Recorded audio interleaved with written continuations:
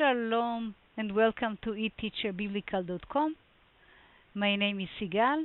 I would like to talk to you today about the statue of Michelangelo placed in Rome where Moses has horns. So let me show it to you.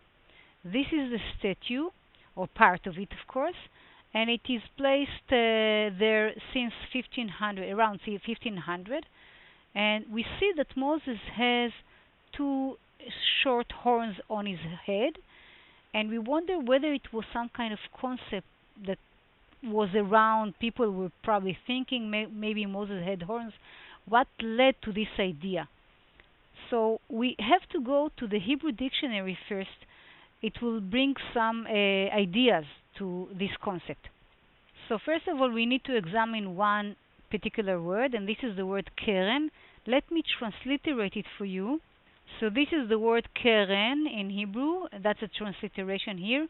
That's keren. And what happens in Hebrew, there may be some roots, and they may offer wide areas of meanings.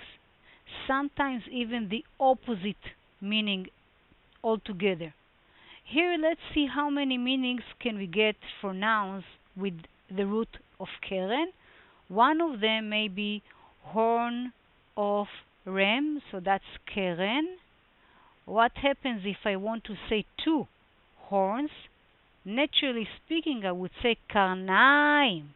So no wonder you already are familiar with the dual suffix ain. So karnaim for two. Or it may also reflect the keren of the mizbeach. So that's probably a corner of the altar. This is probably the corner, the keren. So 1, 2, 3, 4. It may also be something that appears in Isaiah as a hillside. There is a wonderful wordplay over there with kerem and keren. You may want to check this one. And another meaning is array, simply array. So modern Hebrew is borrowing all of those meanings. You can find it for, let's say, if you want to describe a corner in football, you would take this meaning. Everywhere in Hebrew you would find these wide areas of meaning altogether. Now what can you do with a keren in the Bible? Let's see. You can take a keren and use it as a shofar. Yes, to blow, so a blowing instrument like they did then, like we do today. And you can also use it as a vessel, not only for anointing an important person, a king or a priest, but also a vessel most of the time containing olive oil, anointing persons, but even items, objects. In most cases in the Bible, you would find the word keren as a noun. But we do find 5 appearances of this root as a verb. Let's see 3 of them here. Sorry, I said 5, but 4 altogether. 3 of them are here. And let's read it first in Hebrew, and after that we will read in English. And then we will go back to Michelangelo's statue. ויהי ברדת משה מהר סיני, ומשה לא ידע, כי קרן עור פניו בדברו איתו. וירא אהרון וכל בני ישראל את משה, והנה קרן עור פניו, ויראו מגשת אליו. וראו בני ישראל את פני משה, כי קרן עור פני משה. It's all taken from Exodus 34. I'll come back to this because I really would like you to find the root while I'm reading. So let's go first of all to the translation. And it came to pass when Moses came down from Mount Sinai, Moses did not know that the skin of his face shone, while he talked with him.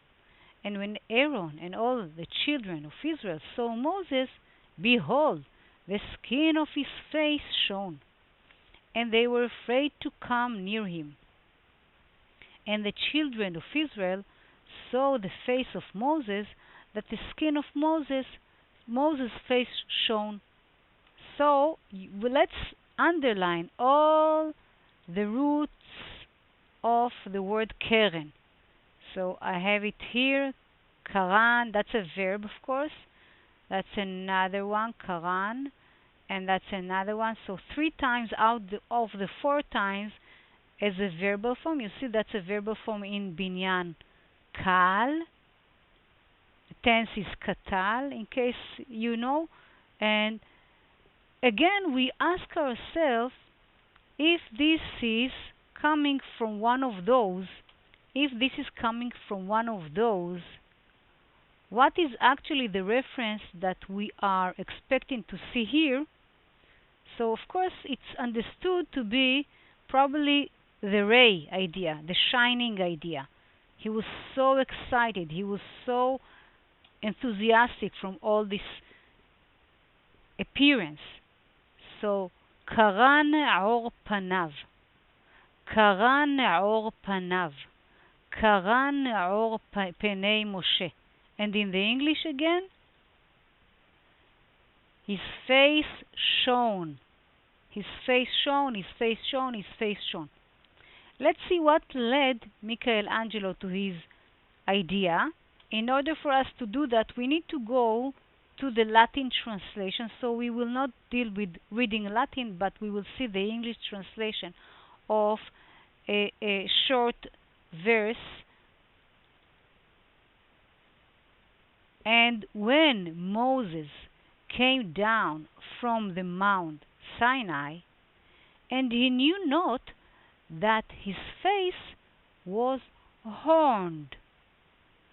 So the Latin translation done by Jerome around 4th century AD was actually leading to some concepts regarding horns in Moses' statue, and with some ideas, conceptual ideas, not only with this statue.